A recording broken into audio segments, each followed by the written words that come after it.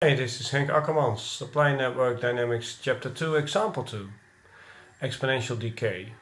In Example 1, Exponential Growth, we saw a stock that grew because the inflow to the stock was a certain percentage of the value of the stock.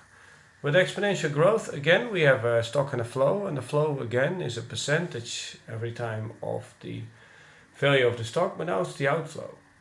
You see that kind of example, for instance, in economics, where you have book value of a certain item, say a car, and that book value depreciates non-linearly. Of course, the tax office wants you to depreciate in the books the value of your car, depreciation percentage, with a certain fixed number. This depreciation in value of your new car of €1,000, well, €10,000, is the same in the first, the second, the third, the fourth, and the fifth year. But as most of you will know, that's not the way it works. The moment you drive away from the dealer with your car, it's already lost some value. So initially you lose a lot of value on a new car, and towards the later stage of life you don't lose a whole lot of value. And that's neatly captured by the accounting people with the notion of radioactive depreciations or non-linear depreciations. Say we have an initial value of, for common sake, of 1,000,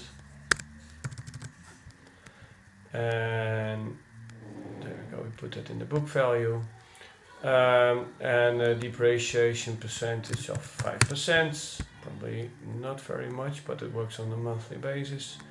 And then we can have the formula in here of this times this, and let's see what happens then. We have a graph, and we can put in that graph both the book value and the depreciation rate, and it will all start to run.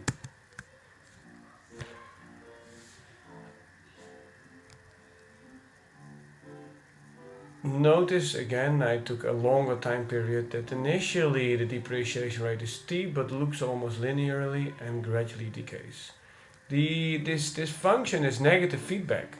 And negative feedback is always goal seeking, and there is a goal to be that is being sought by this structure, which is the value of 0.